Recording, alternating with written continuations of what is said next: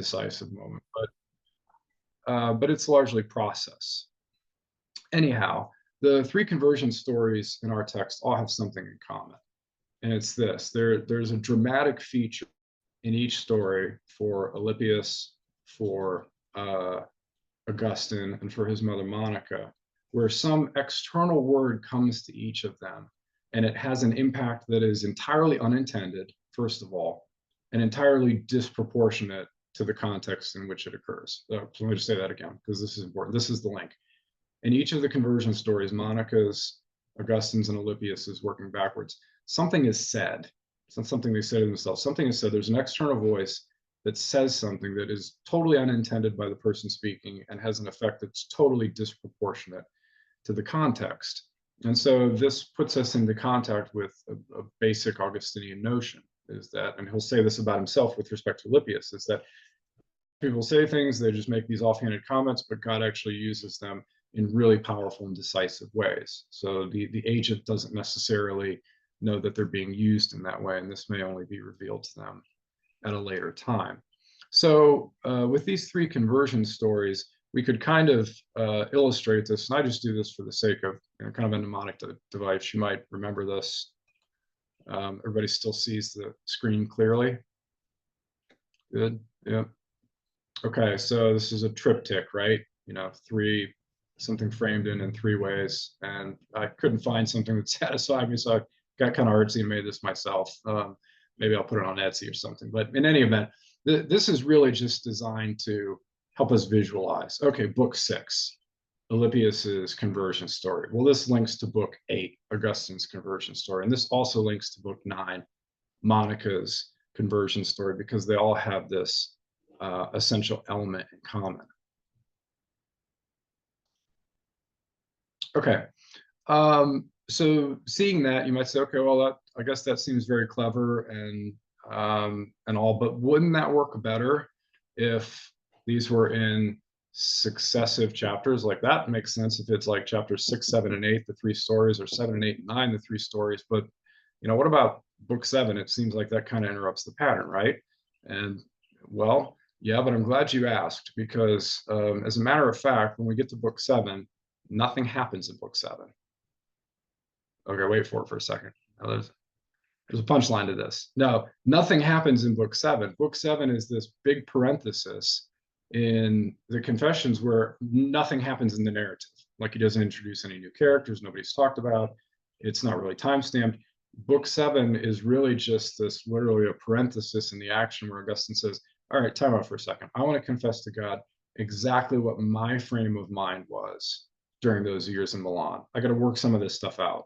I need to confess this. It's entirely introspective.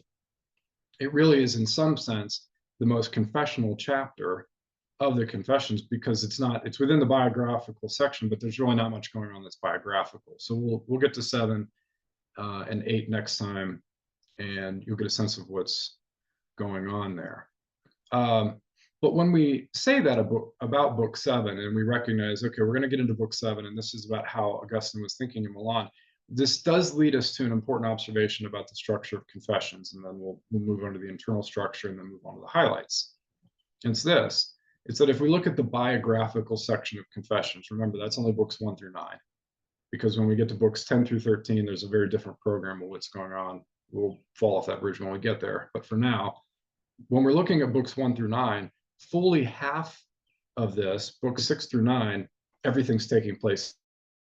This should give us some orientation, some sense of significance. Books 1 through mostly 5, first 30 years of his life. Books 6 through 9, about 2.5 to 3 years of his life, the whole thing is centered in Milan. This should tell us something. This is the city where all of the really interesting spiritual progress actually takes place. Okay. So we've identified Alypius as the center. We've talked about how Augustine uses these conversion narratives to link up different parts of the book. And so let's just talk about the internal structure for a second in book 6, and then we're going to keep going from there. So if you had the chance and you were able to read carefully through book 6, there might be something that struck you about midway through, because Augustine starts saying things about Alypius that signal to us that Alypius has actually been present the whole time. We don't hear Alypius's name until almost the midpoint of book 6, but Augustine says a couple things during the Alypius story that makes us realize, oh, hey, wait a second. Like, this guy's been around the whole time. He didn't just show up in the middle of book 6. Alypius was there when Monica arrived at the beginning. Alypius is part of the group that's hanging around in Ambrose's library, watching him read silently and get inundated with other people's concerns. Alypius is present when Augustine is racked with anxiety about the panegyric he has to give for the emperor. Alypius is there at the happy beggar scene. Alypius is there in the discussion that happens afterwards. Then there's his story, right? And then Alypius is one of the primary participants in Augustine's envisioned philosophical community that he tries to get going, but ends up having to abort. Alypius is Augustine's primary interlocutor on the subject of marriage. And then with Nebridius at the very end of the book, it's Alypius again talking with Augustine about one of Cicero's texts and wrestling through really the problem about anxiety around death. And so at every stage of book 6, when we understand how Augustine's positioning this, Alypius is there. He's silently present for the first half, and then he's extremely vocal, at least in conversation with Augustine in the second half. And squeezed into the middle of this is Alypius's own story, told by Augustine. There's going to be an important link here that we will see, which most people don't anticipate, and why would we? Because this sort of thing doesn't really happen today. But Augustine is going to link powerfully something in the life of Ambrose, a very onerous duty that he had as a bishop, with something that we're going to see in Alypius's own story. And so we will jump to that in just a moment. So speaking of moments, here's what we've got that we want to get through. I don't know, maybe the next 20 minutes or so. We'll work our way through this. The key moment number 1 that I would like us to take a look at is Monica and Ambrose, because this is a rather remarkable relationship. And it occurred to me as I was thinking through and putting the notes together that book 6, it's a quick tangent here, but book 6 is actually it's remarkable in a number of respects. But one of the things that I don't think it has a parallel in other early Christian literature is we actually see the lives of 4 saints intersecting in Milan. Well, anywhere, it doesn't matter, but we see the lives of 4 saints intersecting long before they're canonized, because we've got Alypius, who was canonized. We've got Ambrose and Augustine, who were 2 of the Latin fathers of the church. This is, of course, obvious. And Monica, who's equally obvious. But book 6 is rather remarkable in that we've got these 4 people just in their ordinary lives, so to speak, being given all this color and all of this description. I don't think there's another piece of Christian literature like this where we get to have this sort of encounter. We're not seeing people kind of in the hagiographic literature of their lives being rightly kind of reinterpreted in the light of their sanctity. We're just seeing these people as they actually are. We don't get many glimpses like this. Anyway, we'll talk about Monica and Ambrose because it's a remarkable connection. And then I want to talk about Ambrose. I don't want to spend a lot of time talking about the silent reading because that's actually quite a bit less interesting than this responsibility that he has. And we'll talk about that in one second. And then, of course, the story of Alypius is at the center. Augustine wants to teach us 4 lessons through Alypius's life, and we're going to identify those. And then as we turn the corner and come to the end of book 6, there's this interesting juxtaposition where in one section, Monica is planning a wedding, and like you get to the end of the sentence of the bottom paragraph, and then the next section, Augustine is planning a utopia. Not that these things are mutually exclusive, but in this case, they kind of are.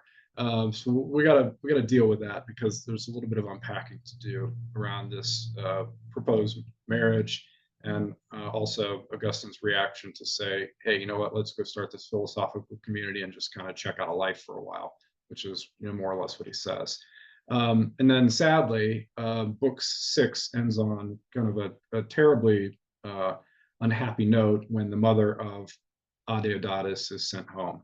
And Augustine gets a lot of grief for this, but I think there's something that he tucks away here to give us some idea about how he really felt about, we call her Una for reasons you might remember from book 3. What did it mean to him when he had to send her away? So We're going to move through these couple windows, these couple vignettes, get to the end with maybe 5-10 minutes for questions, and go from there. Everybody happy with this so far? Good to go. Okay.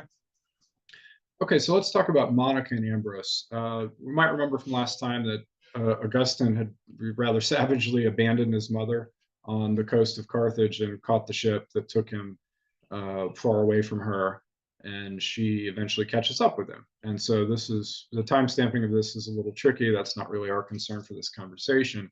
And it wasn't Augustine's concern because the point was Monica has arrived.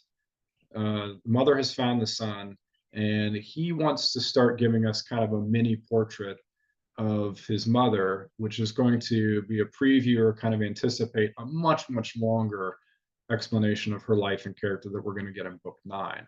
But these are the sorts of things that Augustine says about his mother. So he's situated in Milan, he's listening to Ambrose. His mother is a massively devoted person. Shows up, and Augustine says this. He said, well, for one thing, she would zealously run to the church to hang on Ambrose's lips to that fount of water bubbling up to eternal life. And so the first defining feature of Monica's life is that she's, I guess, what would we say today? She's like an everyday mass Catholic. Is this the sort of thing?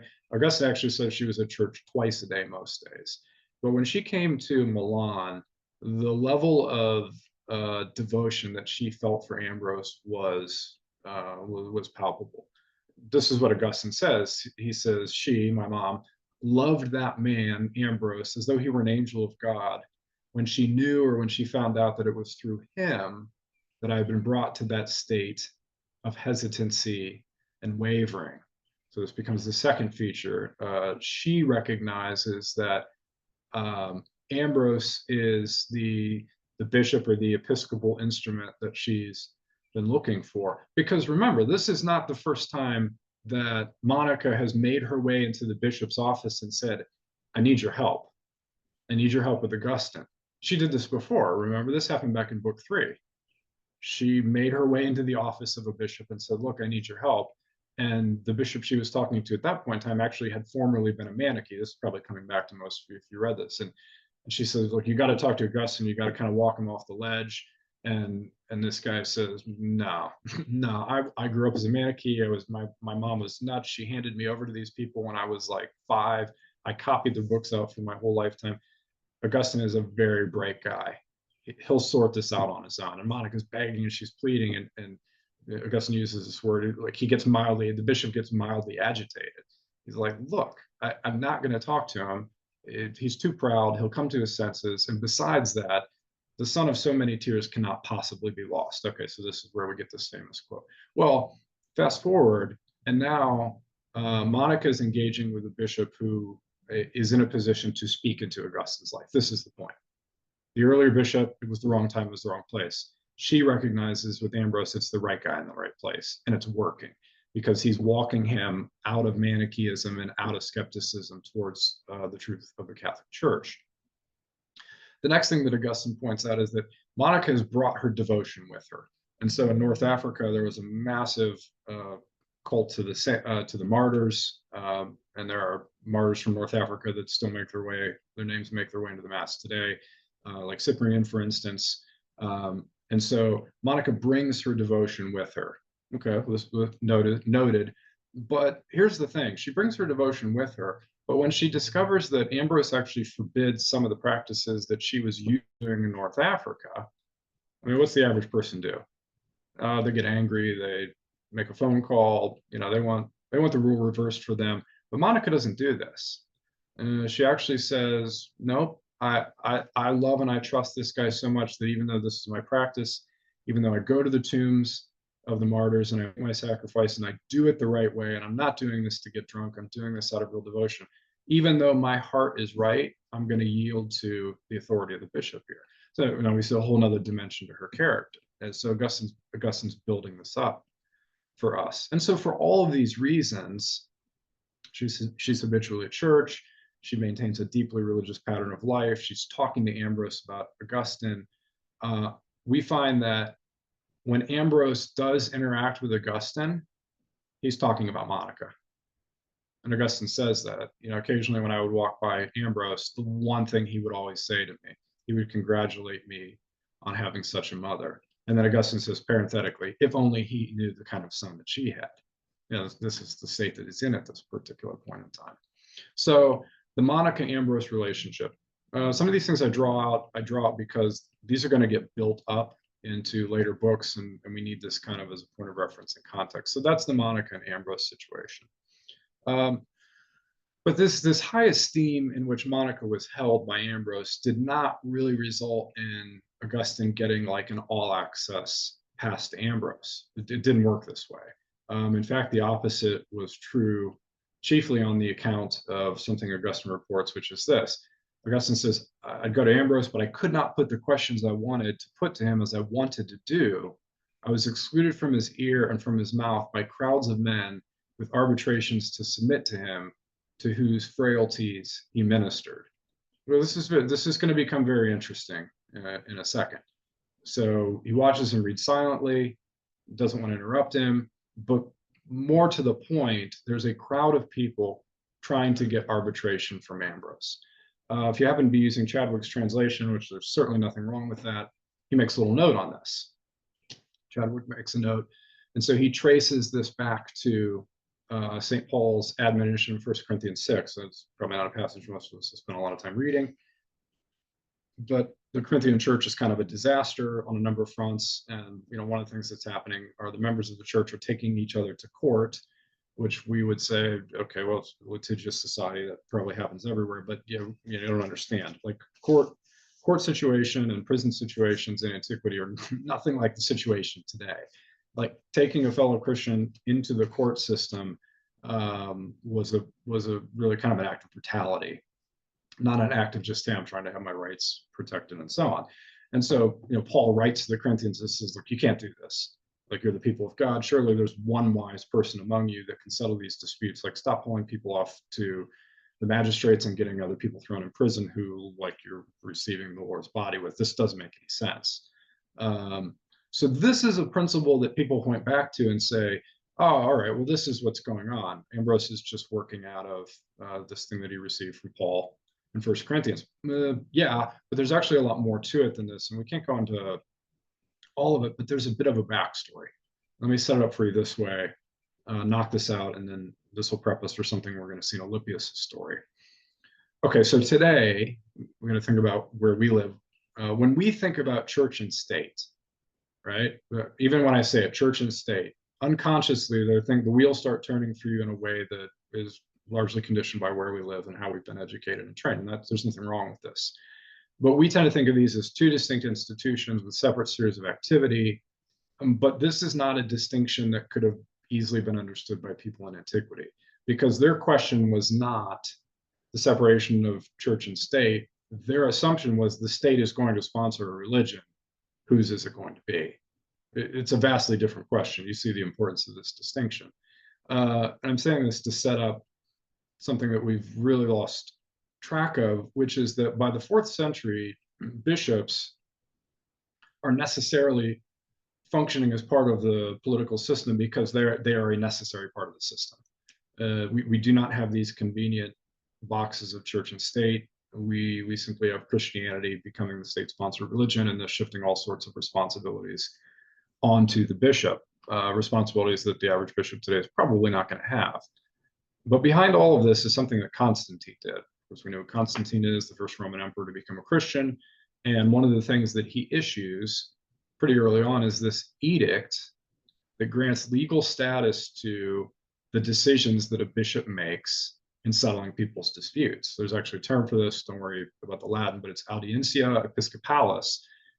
This is kind of a big deal in late antique studies, but it's the bishop's hearing.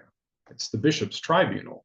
And so what Constantine does is he effectively says, look, if you go to get your dispute settled by the bishop, it has binding legal authority. And then everybody realizes, wow, like the court systems are an absolute nightmare, but I could go for free to the local bishop and petition, and I could walk out of it basically with binding arbitration. This is what this amounts to. And so the effect of this within a century is you've got people swarming to the bishop to basically enter into the people's court. And so Augustine's going to report later in his life that almost every morning of his life as a bishop was spent just doing this. Like, we don't ever think about this. We think, oh, Augustine, the bishop, the theologian, writes confessions, writes City of God, preaches all the time. Yeah, but he's spending a significant amount of every day just dealing with the petty arbitration requirements that are being put before him, that he doesn't have a choice. He can't just say, look, I'm not really interested. I got to prepare sermons, can't do arbitration, because everybody could point back to the Roman law and say, oh, no, wait a second. Like, I have a right to this, and you have to give me a binding decision. We don't want to go through the court system.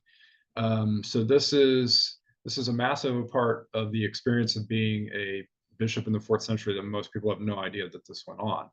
Well, this is important, apart from the fact that it's historically interesting. This is important because this plays into Alypius's story.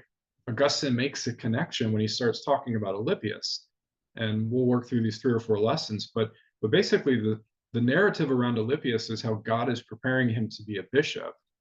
Well, we'll jump in. So let's move on from Ambrose, move to Alypius. We'll see the connection here quickly. So when we come to the story of Alypius, about midway point of book 6, what we begin to realize is, oh, this is Augustine reminiscing in a way that kind of stretches all the way back into book 4 in Carthage. And the first thing that really comes out is, well, these 2 guys are attached. Like, these are 2 guys who get each other and who are connected in a very meaningful and healthy way, which, interestingly, about the same time period is when Augustine was infatuated with the unnamed friend who dies in book 4. Like, these relationships are concurrent. So compare and contrast the relationship with Alypius, the relationship with the unnamed friend. So Augustine reveals from the word go, when he starts telling Alypius' story, that Alypius was going to be a bishop someday. Of course, the audience who's reading this already knows this, because Alypius is a bishop by the time that the Confessions is published. But Augustine says that someday Alypius would be a, quote, presiding minister of your mysteries. And so this gives us the thread. He says this at the very beginning of the Alypius story.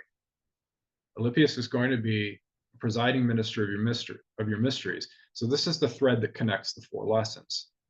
So Augustine rewinds. He goes back to Carthage when he's a teacher. Alypius shows up as a student, and Alypius is addicted to the circus. So let me clarify something here so that there's not any confusion. All right, there's our triptych again. Very nice. Okay, anybody ever been here or seen this? It's wildly unimpressive. This is the Circus Maximus in Rome, which just looks like a crummy, doesn't even look like a great place to walk. Well, this is what it looks like now. Well, this is what it looked like then. Okay, so when you think circus, you got to put out of your mind like jugglers and clowns and elephants. The Circus Maximus is the great racetrack. It's the great circuit, not the great like Barnum and Bailey's. That's not what we're talking about. So when Alypius is addicted to the circus, he's addicted to the racetrack. This is what we're talking about. So Augustine sees this. He thinks, man, this could ruin the kid. And so the first story he tells is about Alypius's conversion. And he says, I was reading a text. This is how teaching happened. He reads a text and answers questions in front of the class. This is how classical education worked. Well, he makes a comment, and Alypius misinterprets this offhanded comment about the circus as being personally directed to him. And then he hears this in the context of Augustine just kind of teaching, who knows, probably something from Cicero. And it has the effect on him that he instantly shakes off this addiction to the circus.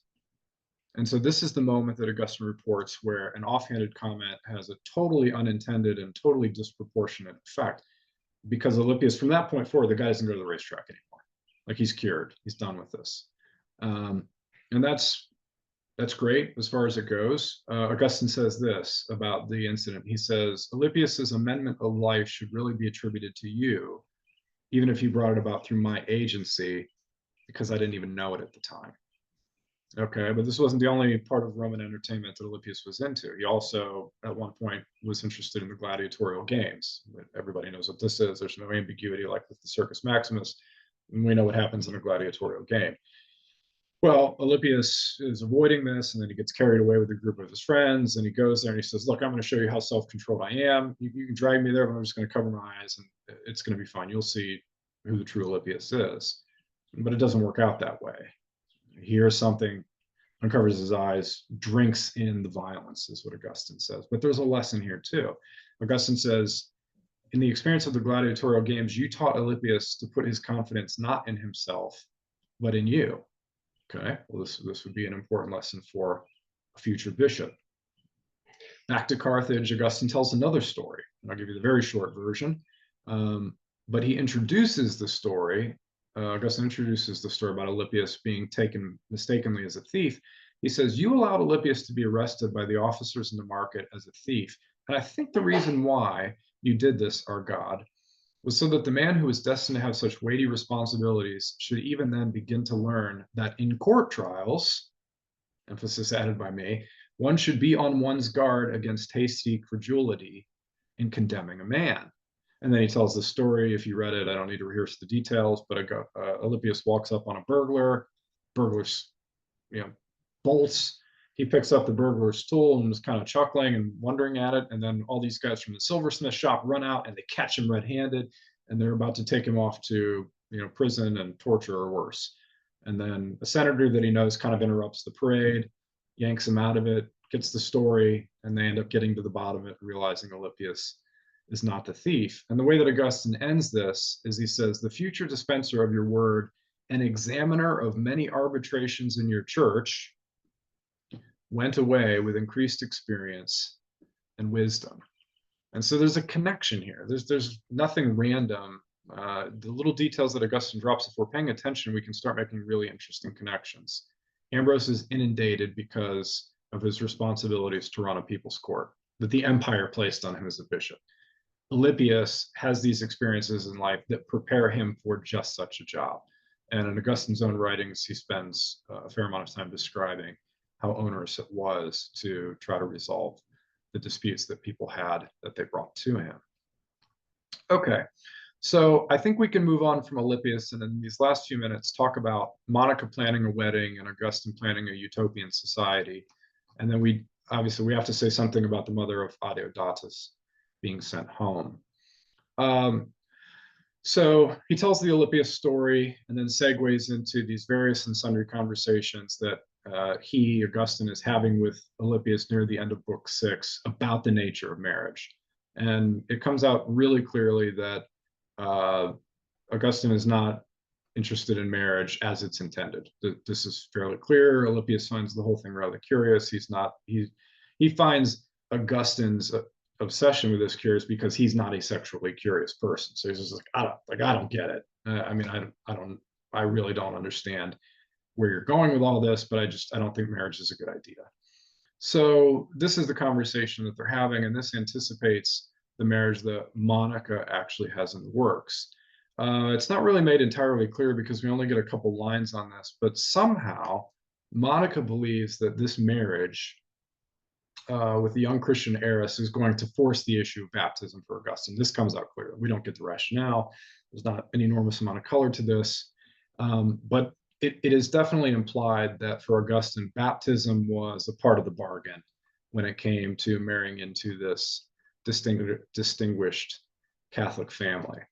The other thing that we kind of just have to tackle here, which is going to take a bit of historical imagination and is, frankly, stretches us a little bit, although I tried to talk about this the first time that we ever met, was this whole idea of how did marriage work in Roman society and who got married. Well, first of all, this is a function of Roman law. If you are a male and you are 14, you can get married.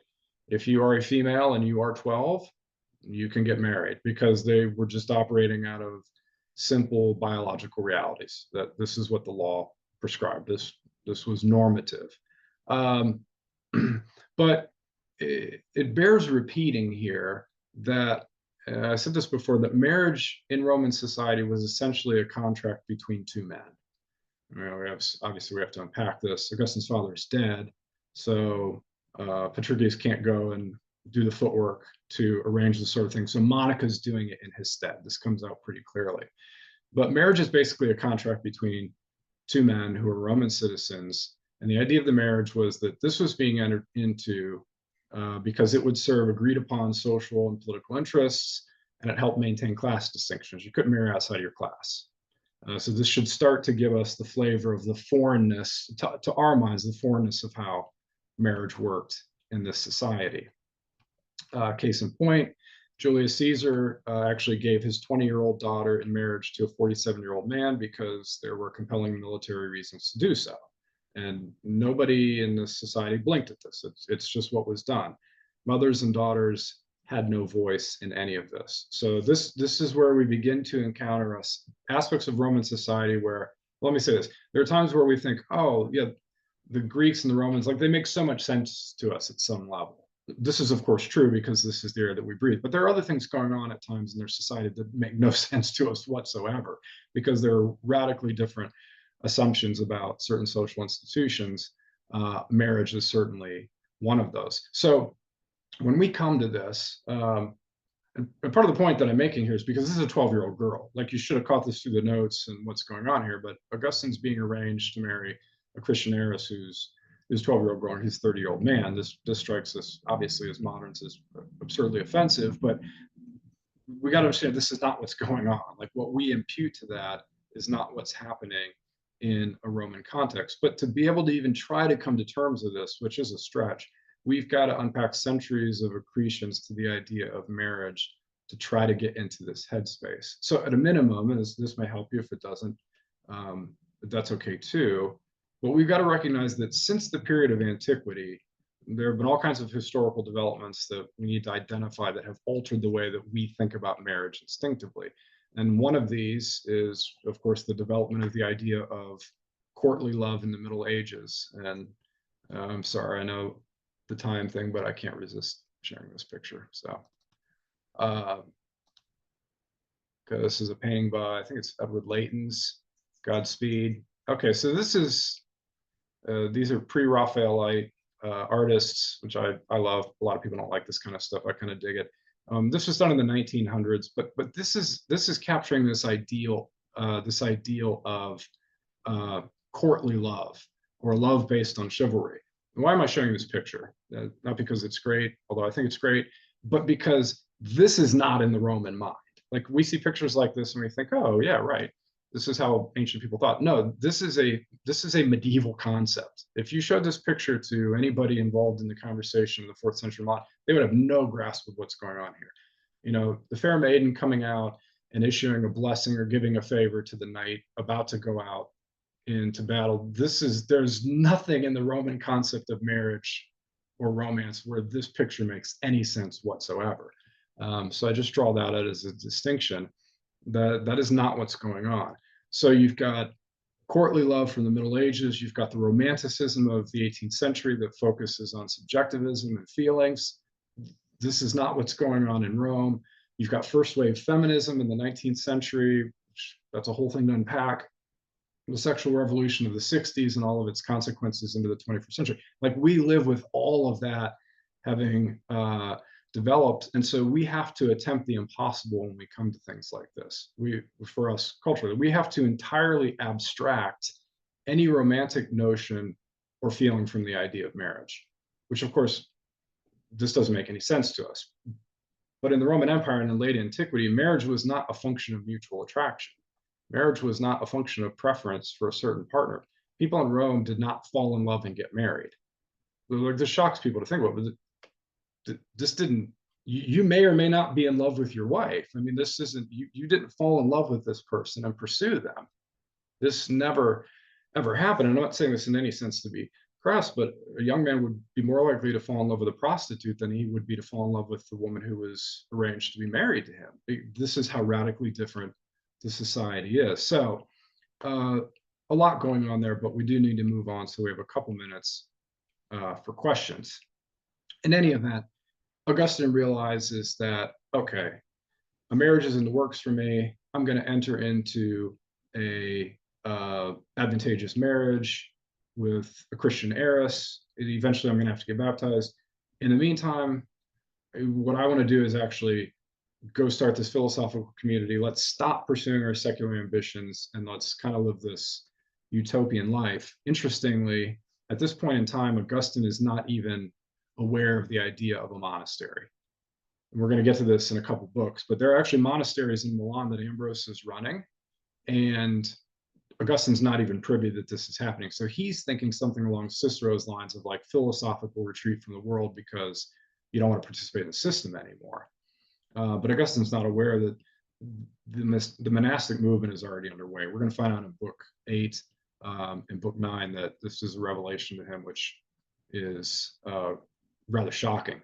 So 2 minutes here on Una, the mother of Adeodatus. We'll leave time for questions. I'm happy to hang out. I won't presume on other people's time, but I have time to answer questions if they're popping up. So Monica arranges the marriage. There's implications to this. To rehearse quickly from the earlier session, Augustine had met the young woman. We call her Una because a famous Augustine scholar does so while he was a student in Carthage in book 3. This arrangement between Augustine and Una was accepted under Roman law and not exactly prohibited by the church. This was still a little bit foggy. But in no instance did anyone regard this as a full legal marriage. And what seems to come across pretty clearly is that because they were in different social classes, this could never be more than a de facto marriage, either in Roman society or in the church. That this was not going to happen. This would never be formalized into a fully legal marriage. Necessarily, the condition of the arranged legal marriage with the Christian heiress was surely on her family's part. You got to send away the other woman. I mean, this isn't really negotiable. There's no question that in Roman law, going back to like mythical Rome, monogamy is the standard. So this is never in question. So the other woman's going to have to go home and go home now if we want to move forward with this respectable marriage. So book 6 concludes on a rather painful note. And actually, Augustine echoes the language he used from book 4 at the death of the friend. So he says in respect to Una, the mother of Adeodatus, he said, "She was a hindrance to my marriage. My heart, which was deeply attached, was cut and wounded and left a trail of blood. She had returned to Africa, vowing that she would never go with another man. She left me with the natural son I had by her, but I was unhappy, incapable of following a woman's example." And this line, I think, is the most important comment that Augustine makes about the mother of Adeodatus. She goes away and pledges herself to a life of chastity, probably joins some sort of monastic community. I mean, by all appearances, she's probably a baptized Catholic. She returns to North Africa, presumably enters into some sort of convent in order to live a life of chastity for the rest of her life. And Augustine's parting comment about her is, "I was unhappy and incapable of following a woman's example." And I want to make one more connection to Alypius and then we'll stop. This last word is not only remarkable because Augustine recognizes in the woman that he sends away a virtue which he himself did not possess at the time, but he actually remarks that he holds her so highly in esteem for the exact same virtue that drew him to Alypius, which is at the beginning of the Alypius story. What drew me to Alypius is he was the most chaste young man that I had ever known. And so at the end of book 6, despite all the grief that Augustine gets for what he does here, which is not entirely unfair, he basically levelizes these relationships and says, "I loved and I respect Una for the same reason that I loved and respected Alypius." And that is a comment that I think has oftentimes been lost in trying to interpret the difficult situation that Monica and Augustine navigated here. So I'll stop with that. And I think there were some questions that popped up in the chat that I can see, and I can try to move through these in the next minute or two. Isabel asks, was Roman marriage similar to the caste system because they can only marry within their class? Yes, yeah, it's the same thing. There's a caste system here, and Roman law would forbid people marrying above or below their class. What seems irresistible is that Una was in a class below Augustine because he's in a position to be able to enter into an aristocratic marriage, and she's not even able to enter into a marriage with him. So yes, this is definitely part of the system. In the intro, Chadwick, Nico says in the intro, Chadwick succinctly noted that there's ambition for office that would have otherwise been foreclosed to Augustine without marriage to woman of property status. Yeah, Chadwick does say this. This is a debated point. This actually came up in some of my own reading, but I think it's fair just to take what you said for granted, Nikos, that this has got to be factoring in. Well, let's say this. For certain, if Augustine could contemplate going off for 2 years, giving up his post as the Rhetor of Milan, which he reported to the emperor, if he's able to give up that post and go live in a philosophical utopia for the next 2 years, he must be pretty well off. So this definitely set him up for life. So I would agree with that. Generally, this was the purpose of the marriage, was to have the resources available to you to be able to navigate the political system, because the personal expense that a person incurred to hold these offices was unbelievable. So yeah, you had to marry into money. There's little doubt that this is what's going on. Isabel said, is this why there are still some jobs that are usually given to married men because they seem more steady? In the Roman Empire, yeah, does marriage, okay, I'm assuming this is in the context of Roman Empire, late antiquity. Yes, and there's actually some legislation on this. So as I was kind of reading up, catching up on marriage, there was a point in time, I don't know, first or second century, where one of the emperors actually had to start issuing legislation against celibacy among the aristocracy. So I think you're onto it there. Maintaining the family unit and also the stability that comes with this was certainly important. And the fact that you had you had legislation where people could be litigated against for trying to live as a celibate if they were a wealthy aristocrat probably sends the message. Mary says, Augustine's son remained with him, not with his mother. Was this the norm at the time? Yes, this is how Roman family worked. And this is why divorce from the woman's side was so rare and difficult, because by Roman law, all of the children were, don't misunderstand the way I mean this, but the children were the property of the father. And so if the wife was divorced or initiated a divorce, there was no such thing as a custody battle. This happened 0% of the time in ancient Rome. If a divorce happens, the kids go with the father in every instance. And so when Adeodatus remains with Augustine, no one would have ever imagined it going any other way. So yeah, you're onto it there. Mary Lou says, I find in book 6 so beautiful when Augustine remarks, maybe not directly, that the sacraments and scriptures are medicine to our faith. Yes, I also see in this book how St. Augustine is so contemporary. Yeah, million percent agree on that sentiment. I definitely feel the same way. I think that's all of the questions that are in the chat box. So unless anyone had any others, I think that brings us to the end of book 6. Next week, we're going to do book 7 and book 8 together, just because the schedule doesn't permit us to split these out. So as of today, we've actually come to the halfway point of the study. So next time will be book 7 and 8. And then the balance, the last 5 times that we get together, will be dedicated to one book at a time, 9, 10, 11, 12, and 13. Kevin, thank you so much. And thank you for everyone for joining. Really quick, Kevin, for folks who may have joined for the first time, is your recommendation that for the next session, they read that book or go all the way back to book 1 and try and catch up? Like, what would be the best advice for folks who are joining now? I would say for next month when we meet again, just read books 7 and 8. And if there's catch up that you need to do, all of these have been videoed going back to the initial introduction. So you could catch up through those. I mean, if you have the stamina to get through books 1 through 8 in the next 5 weeks, that's great. But I would say mostly just focus on 7 and 8. Great. Well, listen, Kevin, again, as always, thank you.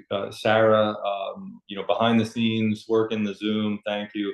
Everyone who joined, thank you. I wish you all a very peaceful night, and I'll see you all soon. God bless. Bye.